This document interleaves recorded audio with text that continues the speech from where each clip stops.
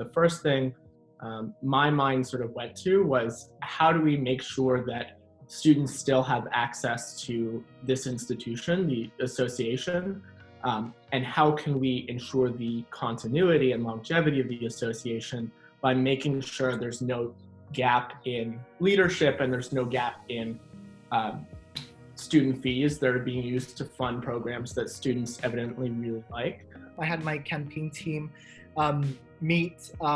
I think it was like right after the announcement that shelter in place, to just meet and see how we can strategize how we're gonna reach out to voters and make sure that they understand our vision. And like my hashtag is like hashtag 2020 Mel Vision. This is my time to really meet the voters at where they're at, especially with everything transitioning online. Especially campaigning happened like the month that we were transitioning online, so everyone was on Instagram doing all those like bingo card games or drawing an orange or a tangerine, and so people were seeing social media. So it really challenged, I think, all candidates to learn what does our presence look like on social media.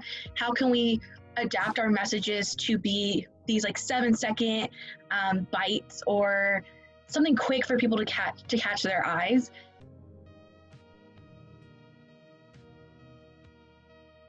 If like my whole term is going to be revolving about COVID-19, ensuring that students have those resources, to be equipped like via online and like extra tutoring, working with other resources on campus to bring it in the virtual world, because like, of course, this is the new normal, so we have to get used to this, because to ensure that, we're doing our part to ensure that, we flatten that curve.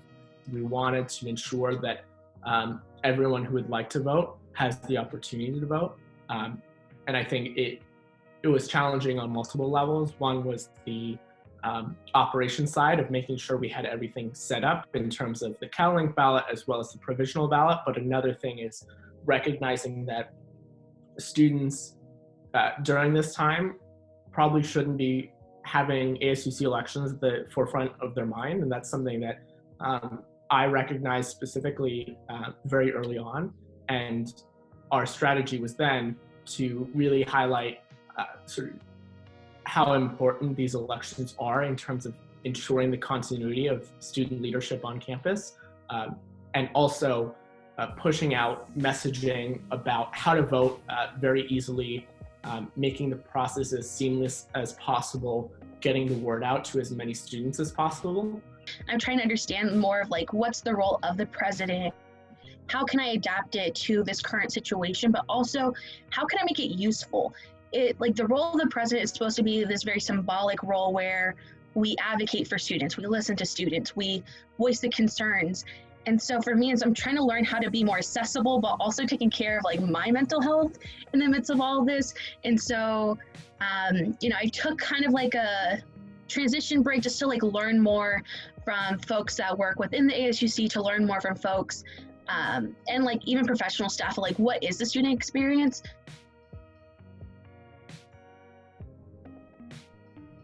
We actually increased voter turnout overall compared to last year.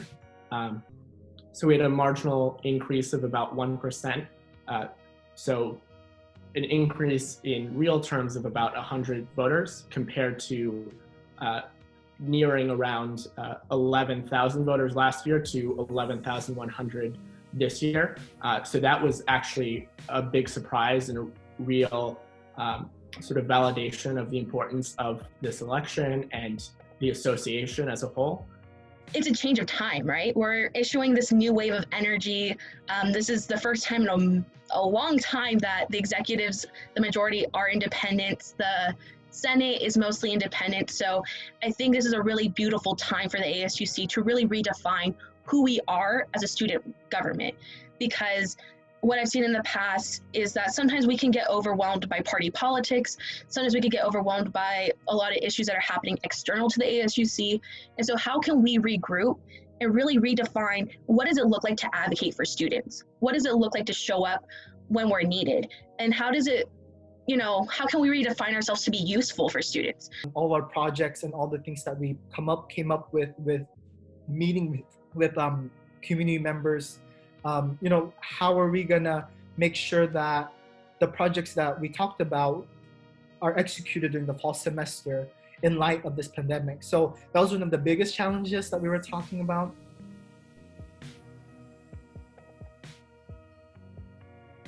What did we do this year that, made that 1% increase, And it's just really like thinking outside the box, just seeing how we can continue this momentum, to continue, having that 1% increase every year, to ensure that students, because that 1% increase really showed me, students are learning more about the ASUC, students are learning more of what the ASUC does. What I hope to see out of this new wave is more collaboration. Because I think sometimes when we're clouded by our own egos or we're clouded by party politics, it can be really easy to become territorial, right, over issues. It's really easy to get territorial over different forms of advocacy for students. And so I really hope that this new wave of energy embraces collaboration, and that we are stronger together when we work on issues together, when we're willing to have these really hard conversations, when we're willing to see each other as, people, and to be like, okay, this is your experience on campus, this is my experience. Where is that compromise, but also where is there room for change? Students still value representation in this institution, and that we can be resilient in the face of a crisis, and we know we can strive to do better regardless of what the circumstances are. And of course, no one's hoping for a repeat of something like this, definitely not. But I think it shows how resilient we can be, and I think gives us evidence of our strength even in the face of challenges or of growth, so that we can sort of push for more reform and more improvement in years to come. So I think this is definitely an anomaly, but I think there are valuable lessons to be learned in terms of the elections as a whole.